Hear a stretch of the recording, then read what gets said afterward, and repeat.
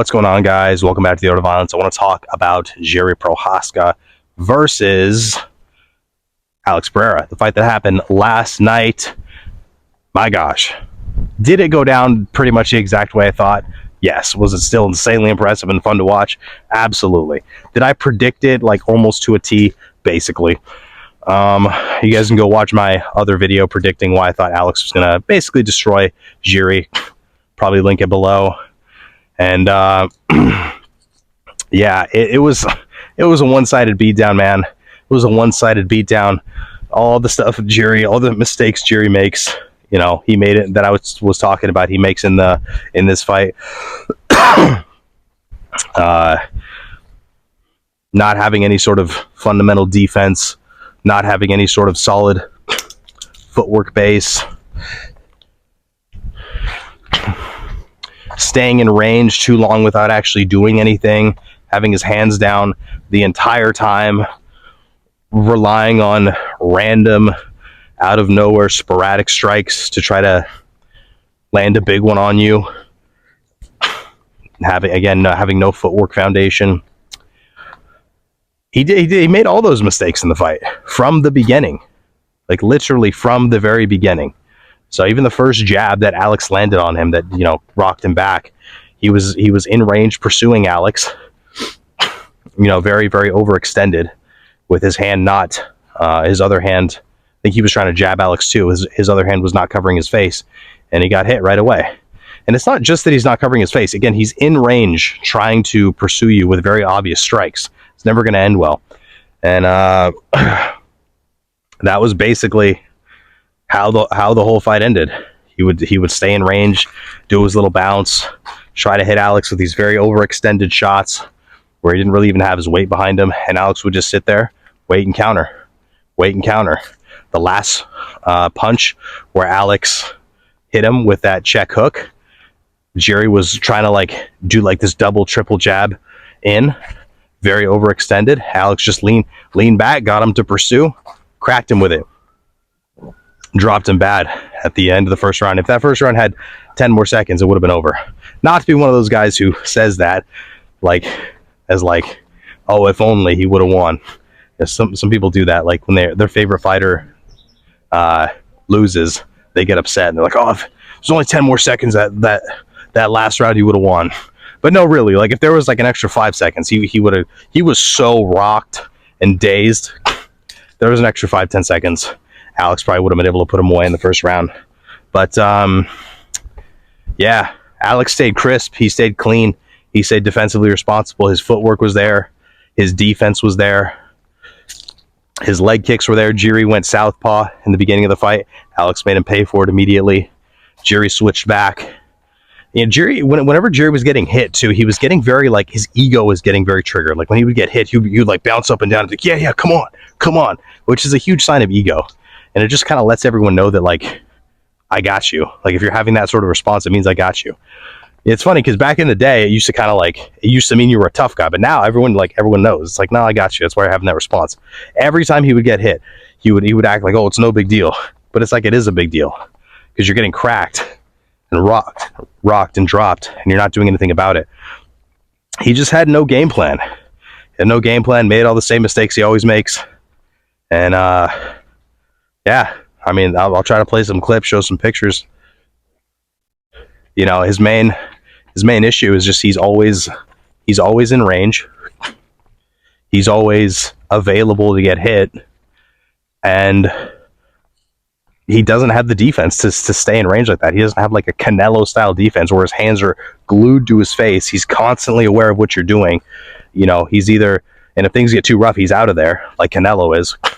You know, but Canelo has a whole game plan around like pressuring you, staying in range, getting you to throw and overextend, and then doing a quick pullback, countering you, or just pressing you to the point where you like can't keep your composure, and then throwing nasty body shots at you, and eventually switching one of his body shots, his liver shots, to a face shot. You know, and then catching you. He's got a whole game plan around that. Jiri doesn't. You're going to stay in range like that. You got to have a phenomenal defense. You have to have an absolutely phenomenal defense. You cannot just like you cannot just stay in range like that without having super high level skills and an entire game plan surrounding that. It's just going to go so terribly for you.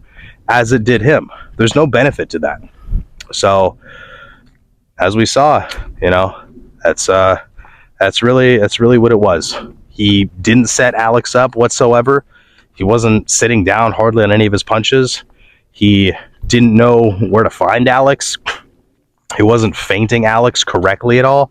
He was doing like these weird, like little like bouncy feints without actually committing to any shots. If you're going to feint like that over and over, you actually have to throw eventually and hopefully land, so that once it lands, now you have something to go off of. You know, your feints really start to work once you land, because now there's pain associated. So now there's a reason for the fighter, your opponent, to overreact. So, you know, he really just lacked a fundamental game plan through and through. And, you know, again, made all the same mistakes as well. So, and if you guys don't believe me that, like, that's his main problem, that he just stays in range without really doing anything, again, I'll try to post as many, like, little video clips and pictures as I can without getting any sort of copyright. Like, he's just sitting in range, doing nothing. If you're going to sit there and do nothing, at least go outside of range. You know, there's punching range and kicking range. He sits in punching range, which is even closer, and just does nothing. Just waits for the perfect strike that never comes. You know, he doesn't. It's amazing he's been able to beat some of the guys he's been able to beat, because he really, against a fighter that has good foundations, he really gets exposed very fast. And yeah, I think it's just because there's probably a lack of skill in the upper weight divisions that he's been able to thrive. Because as soon as that guy fights anyone with good foundations, he's getting the same thing is going to happen, man. The same thing is going to happen. And you'll notice too, in a lot of his fights, he gets injured in the vast majority of his fights. He does. He gets injured in almost all his fights.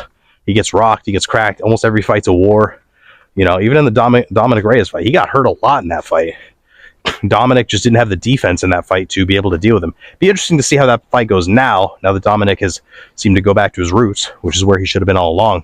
Be interesting to see how that fight goes now. But, yeah, is Jiri good? Does Jiri have all the potential in the world? Absolutely. Could Jiri be a world champion? Absolutely.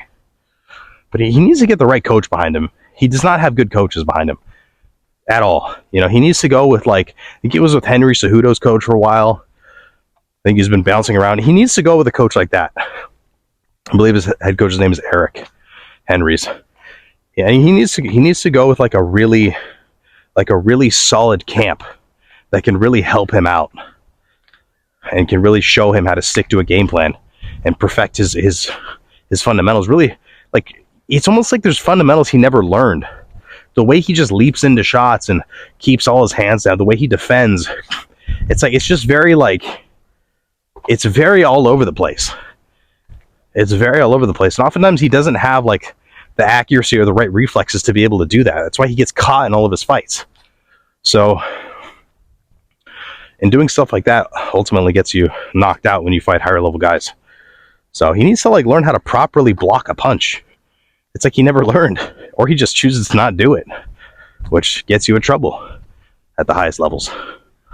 So he needs to go back to the fundamentals. I think fighters oftentimes think that they got to do fancy stuff to win championships, and it's like, look at the way Alex beat him. Just straight fundamentals. Leg kicks, solid base, moving backwards, posting away when a Jiri would get too close, countering, pullbacks, you know, basic stuff. There's nothing super advanced that he was doing. Nothing super advanced. So, it is what it is. You know, fight went pretty much exactly how I thought it would. Let me know what you guys think in the comments below. Let me know what you guys think. Did it happen the way you thought it would? Did you think Jiri was going to do better?